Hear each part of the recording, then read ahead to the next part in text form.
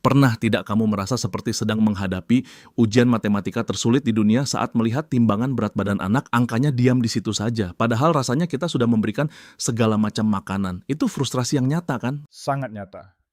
Dan lucunya, banyak orang tua yang berpikir solusinya adalah tambah porsi. Padahal, kalau kita bicara soal bayi dan balita, perut mereka itu ukurannya cuma sebesar kepalan tangan mereka sendiri. Bayangkan, sekecil itu. Kalau kita paksa masuk makanan dalam jumlah banyak, yang ada malah trauma, bukan sehat. Nah, ini menarik. Jadi konsep makan banyak biar cepat besar itu sebenarnya mitos. Karena jujur saja, saya sering melihat orang tua yang bangga kalau anaknya makan semangkuk penuh, tapi isinya mungkin cuma nasi dan kuah sup bening. Tepat sekali. Itu jebakan klasik. Yang penting anak mau makan. Akhirnya dikasih kuah sup yang banyak biar gampang ditelan. Padahal, mari kita bedah sedikit. Air atau kuah bening itu kalorinya nyaris nol. Itu hanya mengisi volume lambung, membuat anak kenyang air, tapi lapar energi. Padahal, di usia emas ini, bayi dan balita itu seperti mobil sport dengan tangki bensin kecil, tapi mesinnya berkapasitas raksasa. Wow, analogi yang bagus, mobil sport dengan tangki kecil. Jadi mereka butuh bahan bakar Pertamax Turbo, bukan bensin eceran ya? Betul, mereka butuh densitas energi. Mereka butuh kalori yang padat dalam volume yang sedikit. Coba pikirkan, otak anak di usia 2 tahun pertama itu menghabiskan energi yang luar biasa besar untuk berkembang. Kalau kita cuma kasih bensin, kualitas rendah, mesinnya tidak akan berjalan optimal. Pertanyaannya bukan berapa banyak anak makan, tapi apa isi setiap suapan itu? Oke, ini mulai terdengar sedikit teknis tapi masuk akal. Jadi bagaimana kita tahu kebutuhan kalorinya sudah tercukupi atau belum? Apakah kita harus bawa kalkulator setiap kali mau menyuapi anak? Itu kan bikin stres. Jangan. Tolong jangan bawa kalkulator ke meja makan.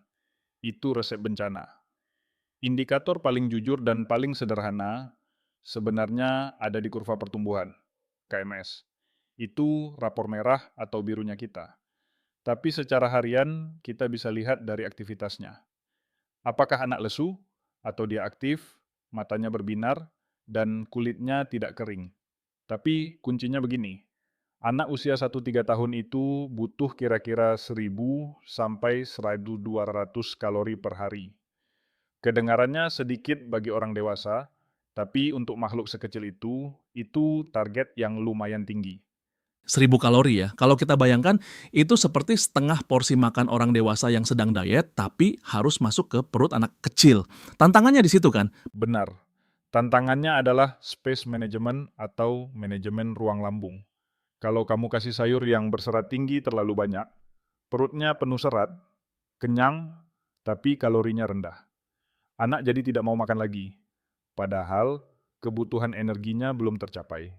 Ini yang sering disebut hidden hunger atau kelaparan tersembunyi. Kenyang tapi kurang gizi. Istilah yang agak mengerikan ya, hidden hunger. Jadi strateginya bagaimana? Kalau kita tidak boleh asal kasih porsi besar, apa yang harus kita masukkan ke dalam mangkuk kecil itu? Kita harus mainkan strategi booster lemak. Ini yang sering ditakuti orang tua zaman sekarang karena mereka sendiri takut gemuk. Tunggu, lemak, maksudnya minyak, santan, mentega, bukannya itu jahat. Itu jahat buat kita yang usianya sudah kepala tiga dan kerjanya duduk di depan komputer seharian.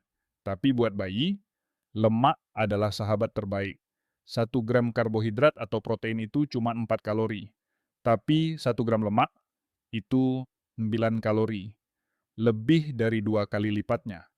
Jadi, dengan volume yang sama, kamu bisa memberikan energi 2 kali lipat jika kamu menambahkan lemak. Jadi menambahkan minyak kelapa atau mentega ke dalam bubur bayi itu bukan sekadar biar gurih, tapi strategi medis. Absolut. Itu strategi bertahan hidup dan bertumbuh. Jangan ragu pakai santan kental. Jangan ragu menumis makanan anak dengan butter atau minyak kulit ayam. Selain kalorinya padat, lemak itu penting untuk pelarut vitamin A, D, E, dan K. Plus, lemak itu penyusun utama otak manusia. Jadi, kalau mau anak cerdas, jangan musuhi lemak. Wah, ini mengubah perspektif sih. Saya jadi teringat masa lalu, seringkali kita melihat menu makanan anak itu hambar, direbus semua tanpa minyak karena dianggap sehat. Ternyata itu justru menyulitkan mereka mengejar target kalori ya. Sangat menyulitkan. Dan ada satu lagi aspek yang sering dilupakan, frekuensi. Karena tangki bensin mereka kecil, mereka tidak bisa makan 3 kali sehari dengan porsi besar seperti kuli bangunan. Mereka perlu makan sesering mungkin, tapi sedikit-sedikit. 3 kali makan utama, dan 2 sampai 3 kali selingan atau snack. Bicara soal snack, ini juga tricky. Sriti, banyak orang tua menganggap biskuit bayi atau kerupuk itu sudah cukup sebagai snack. Bagaimana menurutmu? Kerupuk itu isinya cuma udara dan sedikit tepung. Itu hiburan, bukan nutrisi. Snack itu seharusnya adalah makan besar dalam versi mini. Isinya harus tetap padat gizi. Coba ganti kerupuk dengan perkedel daging, atau puding yang dibuat dari susu dan telur, atau buah alpukat. Alpukat itu buah ajaib buat bayi. Lemaknya tinggi sekali. Jadi, setiap kali anak membuka mulut, pastikan ada poin yang masuk. Jangan buang kesempatan emas itu dengan makanan kosong. Setiap bukan mulut adalah kesempatan emas. Saya suka kalimat itu. Tapi realitanya kan tidak seindah teori. Bagaimana dengan GTM atau gerakan tutup mulut? Saat kita sudah siapkan menu tinggi kalori, penuh cinta, mulutnya rapat terkunci. Itu rasanya hati hancur berkeping-kesing. Hahaha, saya paham rasanya.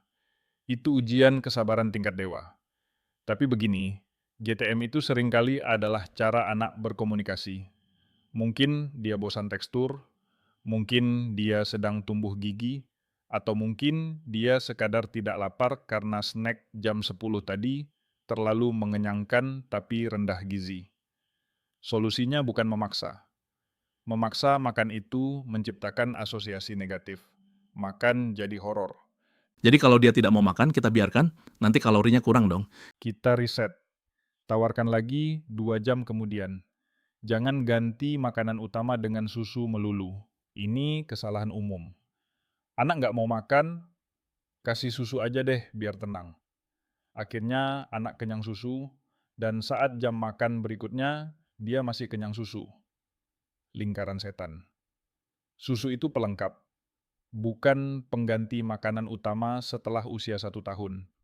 Itu poin yang sangat krusial. Susu sebagai pelengkap. Kadang kita sebagai orang tua cari jalan pintas karena takut anak kurus. Padahal jalan pintas itu justru bikin anak makin susah makan makanan padat ya. Betul. Dan ingat, suasana makan itu harus menyenangkan. Anak itu peniru ulung. Kalau ibunya makan sambil cemberut atau sambil main HP, atau ayahnya makan buru-buru, anak akan menyerap energi itu. Makanlah bersama. Tunjukkan bahwa makan itu nikmat. Kalau perlu, biarkan dia berantakan. Biarkan dia pegang makanannya sendiri. Sensorik yang bekerja saat tangan menyentuh makanan itu juga merangsang nafsu makan. Biarkan berantakan. Oke, ini butuh kelapangan hati ekstra untuk urusan bersih-bersih setelahnya. Tapi demi kalori yang masuk, why not? Worth it kok. Investasi capek sekarang, panennya nanti saat tumbuh kembangnya optimal. Satu lagi yang penting, variasi sumber protein. Jangan cuma ayam dan sapi, ikan kembung misalnya. Itu ikan lokal, murah, tapi kandungan omega-3 dan proteinnya bisa bersaing sama salmon impor. Telur juga, itu superfood paling terjangkau. 2 butir telur sehari buat balita itu sudah mendongkrak asupan protein dan kalori secara signifikan. Ikan kembung versus salmon. Saya setuju kita sering terjebak gengsi makanan impor, padahal kearifan lokal kita kaya sekali nutrisinya. Sangat kaya. Jadi intinya, mencukupi kebutuhan kalori anak itu bukan soal kemewahan menu, tapi kecerdasan kita memadatkan gizi. Sedikit tapi nendang. Luar biasa. Jadi kalau boleh saya rangkum sedikit obrolan kita hari ini, lupakan porsi raksasa yang berisi kuah bening. Fokus pada densitas energi dengan menambahkan lemak baik seperti minyak, santan, atau mentega. Jadikan snack sebagai kesempatan menambah gizi, bukan sekadar pengganjal mulut. Dan yang paling penting, ciptakan suasana makan yang tanpa paksaan. Rangkuman yang sempurna. Dan ingat, setiap anak itu unik. Jangan bandingkan anakmu dengan anak tetangga atau anak selebgram. Selama kurvanya naik sesuai jalurnya, dia aktif, dan perkembangannya sesuai usia, kamu sudah melakukan tugasmu dengan hebat. Terima kasih banyak untuk pencerahannya hari ini. Rasanya beban di pundak para orang tua sedikit berkurang setelah mendengar ini. Tidak perlu kalkulator, cuma butuh strategi cerdas dan sedikit minyak tambahan. Sama-sama. Senang bisa berbagi. Kuncinya konsisten dan sabar. Nah, sobat pendengar, topik hari ini daging semua kan isinya, padat gizi seperti menu yang kita sarankan tadi. Kalau kalian merasa informasi ini bermanfaat dan bisa menyelamatkan kewarasan orang tua lain di luar sana, jangan lupa untuk tekan tombol like. Betul. Dan kalau kalian punya trik jitu sendiri untuk mengakali anak yang susah makan atau punya resep booster andalan, tulis di kolom komentar ya. Kita diskusi bareng di bawah. Siapa tahu tips kalian bisa membantu orang tua lain. Jangan lupa juga share episode ini ke grup WhatsApp keluarga atau teman-teman seperjuangan yang lagi pusing soal berat badan anak. Dan pastinya subscribe channel ini supaya tidak ketinggalan obrolan-obrolan bergizi lainnya di episode mendatang. Sampai jumpa di episode berikutnya. Tetap semangat membersamai tumbuh kembang si kecil. Sampai jumpa.